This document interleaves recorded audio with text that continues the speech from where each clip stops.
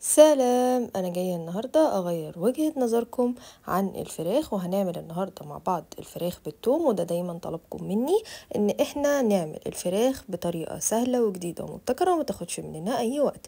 يلا بينا على الفراخ بتاعتنا، نكون منضفينها ومقطعينها 4/4 وشايلين منها الجلد. ويلا بينا على القطاعة، هنضيف راس توم كاملة وفلفل حامي وفلفل بارد وكمان عصير ليمونة كاملة وكل البهارات اللي أنا هكتبها لكم في الكابشن، وكمان بما يعادل معلقتين كبار من الزيت النباتي او زيت زيتون زي ما تحبوا، وكمان كوباية من المية الدافية ولكن تكون كوباية صغيرة. نفضل نضرب فيهم لغاية ما نوصل للقوام ده، وبعد كده نضيف كل المقادير بتاعتنا على الفراخ ونحاول ندخلها في الفتحات اللي احنا عاملينها بالسكينة في الفراخ. وبعد كده هنجهز البايركس بتاعنا ونكون حاطين فيه بطاطس وكمان بصل وكمان فلفل حامي وشوية فلفل اسود وشوية ملح وشوية زيت زيتون علشان بس الخضار والفراخ ما يلزقوش في البايركس.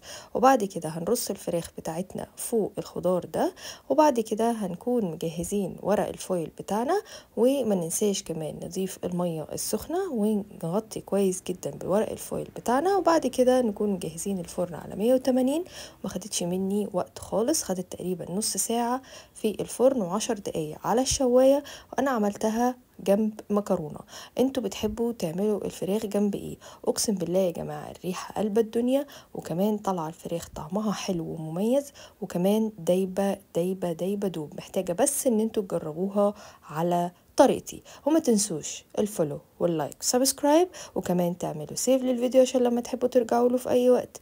واستنوني في وصفة جديدة. باي باي.